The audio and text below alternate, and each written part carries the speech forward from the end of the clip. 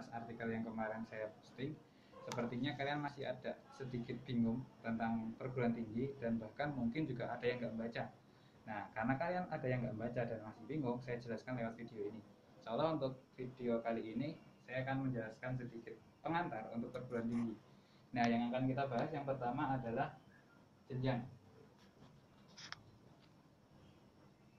Nah, setelah kalian SMA, itu kalian akan masuk ke dunia yang baru, namanya dunia perguruan tinggi. Di mana dunia perguruan tinggi itu ada dua pilihan yang bisa kalian ambil. Pilihan yang pertama adalah kalian pengen menjadi sarjana, atau kalian ngambil untuk program diploma. Nah, untuk sarjana bisa kita katakan juga dia S1. Nah, untuk S1 ini nanti gelar yang kalian dapat, contohnya nama kalian Fulan, terus di belakang dia ada tulisan S titik apa. Contohnya kalau kalian ambil manajemen atau mengambil ilmu ekonomi, berarti nanti kalian akan jadi sarjana ekonomi atau SE. Nah, untuk yang selanjutnya, pilihan yang kedua adalah diploma. Nah, untuk diploma itu ada diploma 1 sampai dengan diploma 4. Nah, untuk diploma 1 sampai dengan diploma 4, diploma 3 mohon maaf, itu nanti gelar kalian contohnya Fulan,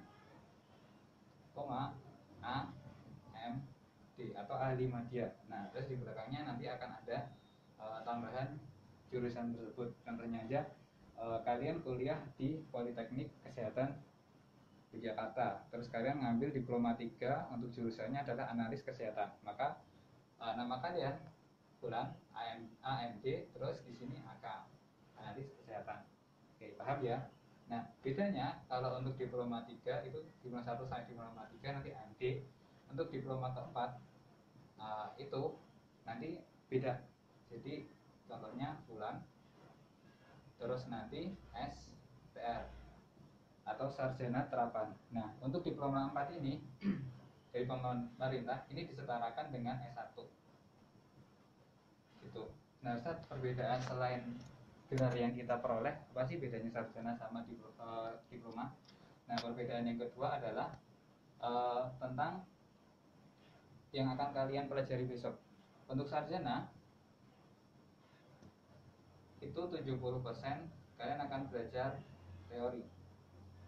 Contohnya kalian pengen kuliah di ilmu manajemen. Nah, kalian akan 70% dari perkuliahan kalian selama 4 tahun itu kalian akan belajar teori-teori manajemen. Terus yang 30%-nya itu dia praktik.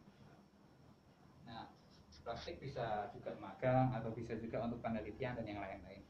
Nah, balik lagi untuk yang diploma itu dia dibalik. Jadi dia 70%-nya itu praktek dan 30%-nya itu dia teori. Oke, sampai gini sudah paham ya dua bedanya. Nah, untuk beda yang selanjutnya lagi adalah dia adalah masa studi. Masa studinya kalau sarjana itu sekitar 3,5, biasanya dia lulus cepat sampai dengan 4 tahun. Nah, kalau diploma itu tergantung dengan diploma berapa yang kalian ambil.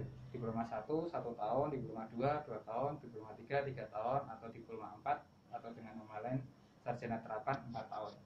Jadi ini rentangnya antara 1 sampai dengan 4 tahun. Oke, jadi perbedaan sudah jelas ya, saya cukupkan. Kalau ada pertanyaan nanti bisa komen. Kita lanjut ke pengantar yang kedua.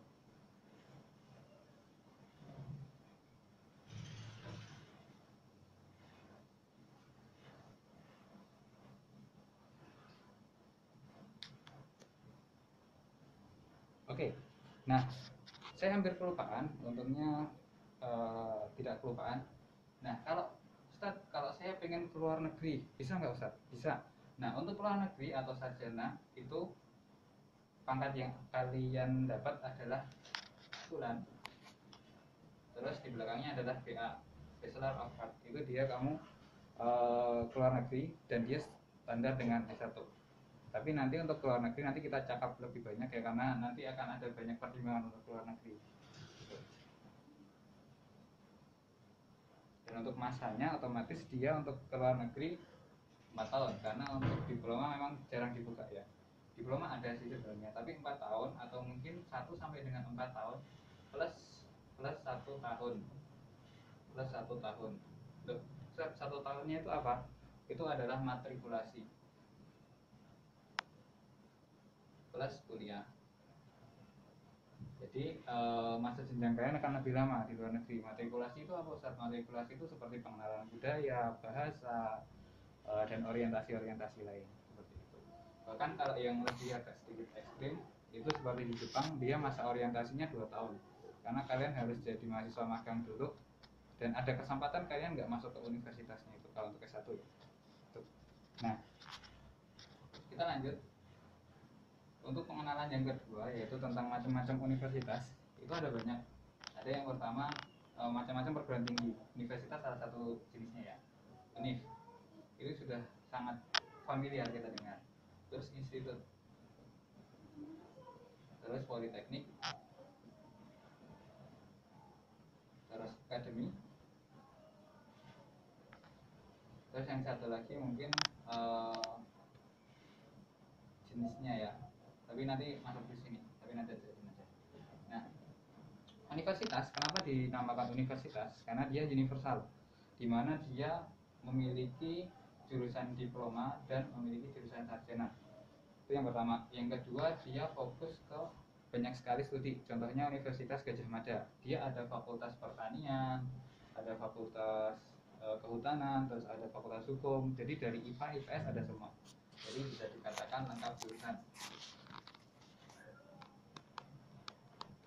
Nah, itu untuk universitas.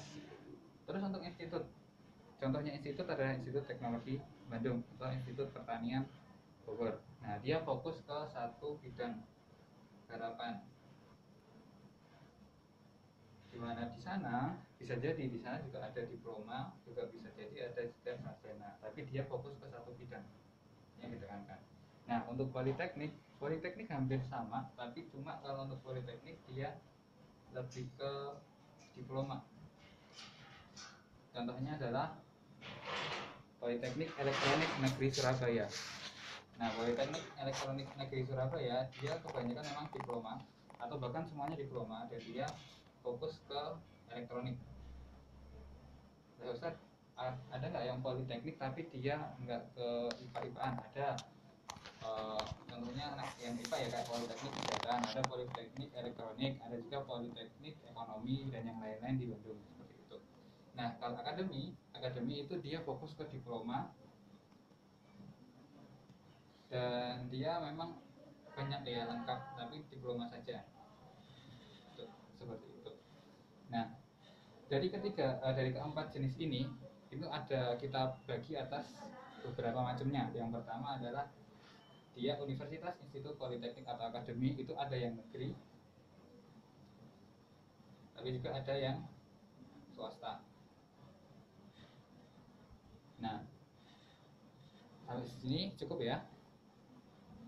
Kalau sudah cukup, nanti kita akan lanjut ke yang selanjutnya. Oh iya, sama satu lagi. Negeri biasanya di bawahnya dia ada kementerian khusus, namanya Kementerian Riset dan Teknologi.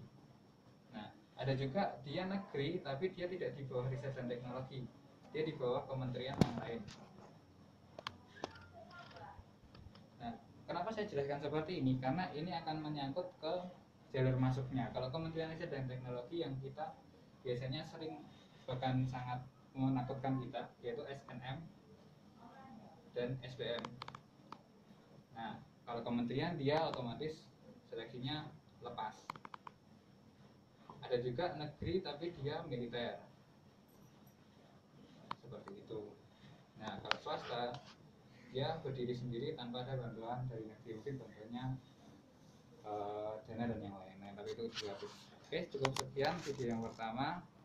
Semoga membantu. Kalau ada yang bertanya silakan di komen, nanti akan saya balik komen, ditunggu aja balasannya. Assalamualaikum warahmatullahi wabarakatuh.